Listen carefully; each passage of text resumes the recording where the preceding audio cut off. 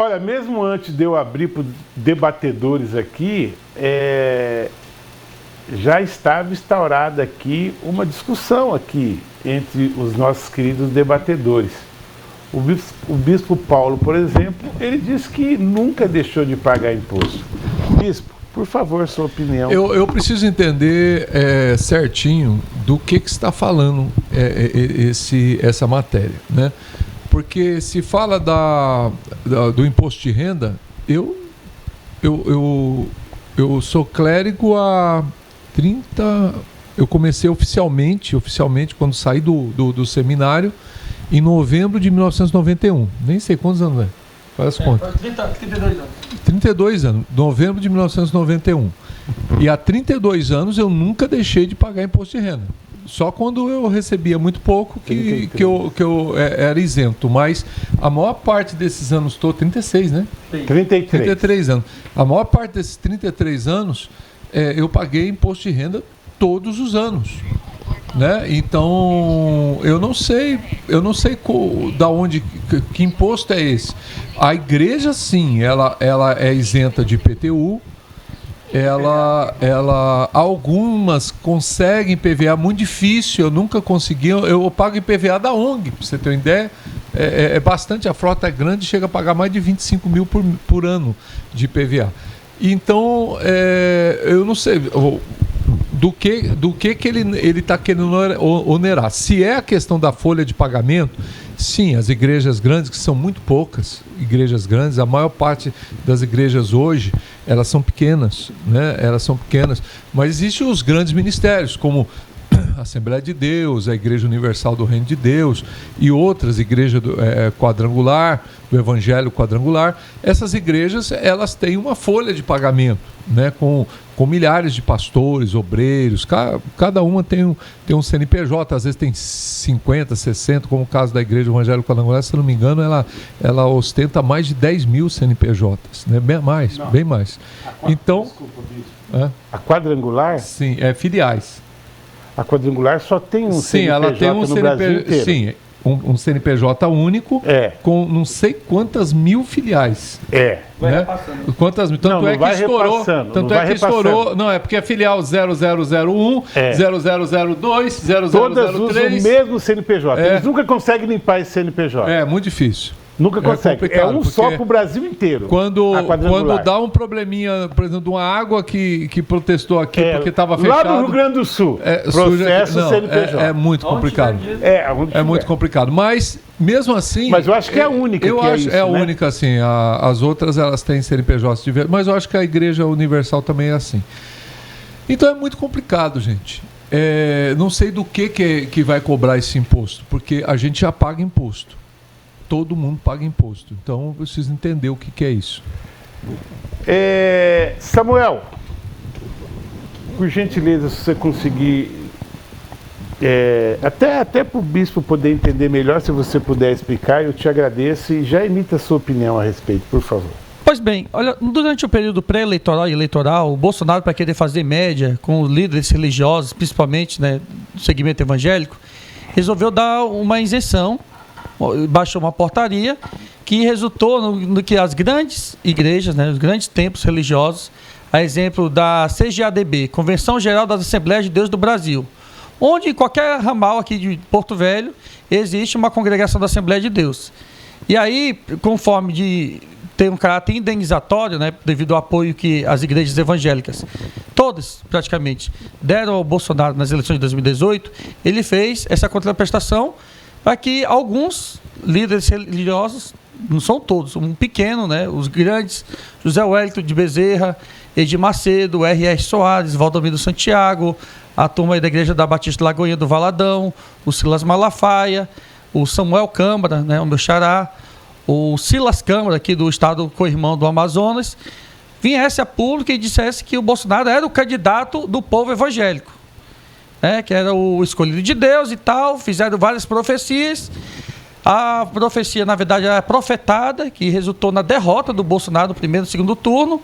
E aí, o que aconteceu? Entrou um dilema entre os órgãos de controle e fiscalização.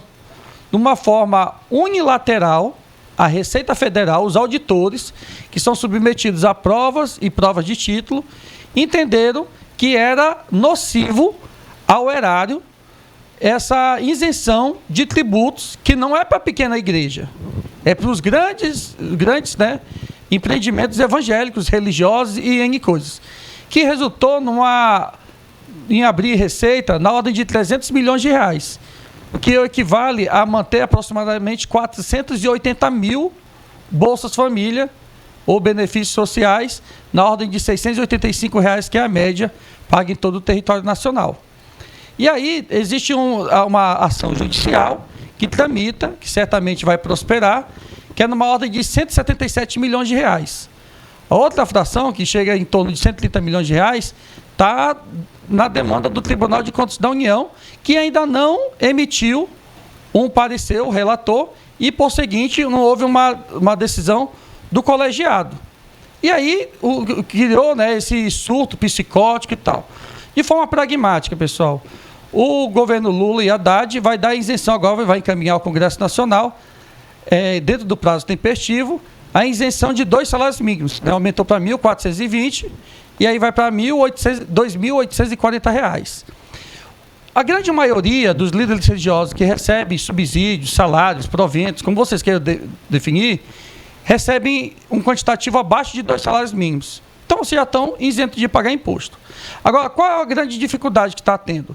É que alguns espertalhões, vendilhões da fé, falsos pastores, enganadores da palavra de Jesus, porque a preocupação de Jesus Cristo, né, do verdadeiro cristão, é pregar o evangelho. Eu acho que essa discussão de dinheiro, eu acho que as pessoas tinham que fazer voto de pobreza, igual alguns padres fazem. Porque parece que tornou-se uma indústria. E existe, a grande maioria, pessoal, quase 100% dos homens evangélicos de Deus, por exemplo, né, que estão mais atônicos, porque eu não vi ninguém da Ubanda, da Quibanda, né, do espiritismo, kardecismo, reclamando disso aí, não. Eu vejo alguns líderes religiosos, né, pseudos líderes religiosos, que estão tendo destaque de pelanca e dizer que estão sendo roubados, que as igrejas vão ser fechadas, que está tendo uma perseguição. Gente, não está tendo perseguição coisíssima nenhuma. A grande maioria dos apóstolos, dos bispos, dos pastores, dos evangelistas, presbíteros, diáconos, auxiliares, obreiros sérios, recebem menos do que isso aí. É um sacerdócio. Eles não vão, você, meu irmãozinho, que tem sua pequena congregação, seu pequeno ministério, você não vai ser penalizado em nada. Agora, a grande verdade é que se o COAF for para cima de algumas associações, a exemplo da Associação Vitória em Cristo, do Silas Malafaia, ele é proprietário, está o nome de um parente dele. Ele tem lá jatinho, tem helicóptero de 20 milhões de reais. Esse camarada quer ser isento de tudo. De onde foi que o Silas Malafaia conseguiu um patrimônio, segundo a Forbes, de mais de 300 milhões de reais? Foi a troco de quê? De palestra, vendendo o livro lá da Vitória em Cristo? É através da exploração da fé. Então, nada mais justo do que tributar. E os verdadeiros pastores, de verdade, como Marcos, como o bispo Paulo Cavalcante, como milhares aqui de Porto Velho, de Rondônia e do Brasil, estão pouco se lixando, porque eles estão aguardando, sabe o que, pessoal? A recompensa é o galardão no céu. Depois que ocorreu o arrebatamento da igreja, e aí eles tiverem encontro com Cristo nos céus, eles ficarão felizes em simplesmente cultuar, adorar, venerar, dizer santo, santo, santo és tu, glória a Deus e aleluia. Esse que é o prazer. Quem está preocupado com dinheiro são os empresários da fé. Obrigado, Samuel. Como eu fui citado aqui, eu sei o que eu não quero para mim, tá? A prestação de conta de cada um não é comigo, é com Deus. A prestação de conta comigo, eu não devo dever nada a ninguém a não ser o amor. Eu preciso amar o ser humano, né? Quem vai prestar conta dos seus atos é você e Deus. Para mim, infelizmente, se Deus quiser me mudar, Ele pode me mudar, mas eu não consigo receber como pastor. Salário, eu não consigo. Desde eu me converti em 99, sou pastor desde 2006 e eu nunca consegui receber salário para ser pastor. Pastor, para mim, é missão. É para isso que Deus me trouxe na terra. E jamais, assim, para mim, tá? Prestação de conta de todo mundo é com Deus. Eu não aceito para mim. Aí tem pastor muito sério que recebe, eu não tenho nada contra, é ele, Deus, tá bom? Eu não consigo. Se algum dia Deus achar que pode mudar isso, eu estou aqui para fazer a vontade de Deus, não a minha. Até hoje, eu não consigo receber como pastor, tá? Respeito quem recebe e, repito, a prestação de conta de cada um é com Deus. Ricardo Frota, qual que é a sua opinião sobre o tema, por gentileza, em que o governo usa o advogado-geral da União para tentar acalmar a bancada evangélica? Eu acho isso um grande absurdo, né? A gente falava tanto no passado que esse governo iria perseguir a igreja, os pastores, e ao invés de fazer exatamente o contrário, ele está mostrando que foi para isso que ele veio. Eu acho que não era um setor, um segmento que você deveria mexer, né, no momento em que existe uma polarização tão grande, né, direita e esquerda, e de repente você começa a fazer aquilo que muita gente achava que não ia acontecer. E muita gente defendia que isso de fato ia acontecer e está acontecendo. Isso daí foi um decreto, não foi uma portaria, só retificando que o nobre amigo Samuel falou, né? Ele confundiu, não foi uma portaria e sim um decreto que o Bolsonaro assinou, e aí ele isentou os pastores, porque muito embora no artigo 150 da Constituição Federal fala da imunidade tributária para os templos religiosos, essa imunidade ela não é absoluta. Ela tem a imunidade direta, né? Por exemplo, IPTU, o próprio imposto de renda sobre os templos. Aí, tudo bem, existe a isenção. Agora tem aquela indireta, né? Por exemplo, o do pastor já é um pagamento, já é uma pessoa física. Então ele vai receber, em tese, no passado, ele era um contribuinte normal, porque a igreja repassava. A igreja tem imunidade, mas ela passava para a figura do pastor que não gozava do benefício da imunidade tributária. Então esse é o impasse, essa é a briga. E nesse momento o que acontece? O governo federal está querendo discutir a ilegalidade, coisa que foi passado, seguiu todos os trâmites corretos. De forma unilateral, né? Foi só o Bolsonaro. Frota, só uma parte assim, bem pequenininho. Você sabia que em determinados lugares, porque a lei muda, né? Ela é federal, mas tem a estadual, tem a municipal, né? O que acontece? Tem alguns lugares, por exemplo, que é só a nave do templo que é isenta. Por exemplo, se tiver um salão de festa no fundo, não é isento. Se tiver um prédio de ensino do lado, também não é isento. Se tiver um escritório não sei do que, também não é isento. É só o local onde é realizado. É só onde o povo senta lá nos bancos. Em alguns lugares, não todos, mas em boa parte. Existe vários entendimentos no sentido que tudo que é ligado à igreja, até o veículo que é usado pela igreja, a compra foi adquirido para a igreja, também teria isenção aí de IPVA, dos tributos. Então, esse é o grande impasse. Saber se os pastores, foi uma medida do Bolsonaro, porque teve o grande apoio, né, massivo do povo evangélico, e realmente ele baixou esse decreto para poder beneficiar a questão do imposto de renda. E agora o Lula está usando aí o Tribunal de Contas para poder fazer uma investigação, para ver se ele seguiu todo o rito, se seguiu a lei, se existia algum vício, alguma ilegalidade, para tentar derrubar. Eu volto a dizer, eu acho que isso, nesse momento, na atual conjuntura, não é algo imprescindível. Tem tantas coisas que poderia estar aí diminuindo aí para tentar ter uma arrecadação melhor. Vale lembrar que a arrecadação do governo federal perdeu para a do Bolsonaro. O Bolsonaro, no passado, mesmo isentando vários impostos, mesmo tendo diminuído vários impostos, ele conseguiu uma arrecadação histórica, a maior já existente no Brasil. E agora, no ano passado, o governo federal, o governo do Lula, fechou com uma arrecadação menor do que a do Bolsonaro. Significa dizer que as coisas não estão dando certo. Obrigado, Ricardo. Chico Holanda, sua opinião sobre o tema, Chico, por favor. Bem, a gente vê agora o governo correndo, igual o cachorro correndo atrás do rabo, né? Tentando corrigir. Bem, o pessoal da esquerda fala muito que a direita é fake news, né? E aí quando eu vejo aí o ministro Haddad e mais alguma turma da esquerda dizendo que o Bolsonaro tinha isentado os pastores em 2022, uma verdadeira fake news. Bem, aqui eu tenho dois pastores que vão dizer, A igreja evangélica, o que foi exatamente nesse decreto isentado, é os pastores que recebem por prebenda. Da igreja, a prebenda é um salário, né? E na igreja católica que chama congrua. Tá? Então foi esses dois aqui que não tinha... existia uma perseguição dos fiscais, multa dos fiscais federal, em cima dos pastores CLT e em cima desses dois termos aí, em que, pela informação que eu tenho, é que não era CLT. Esses aí é que foi isento de imposto de renda, não os pastores. Tá? Como a esquerda ostenta dizer que o Bolsonaro isentou de imposto de renda dos pastores. Aqui tem dois pastores que é a prova disso.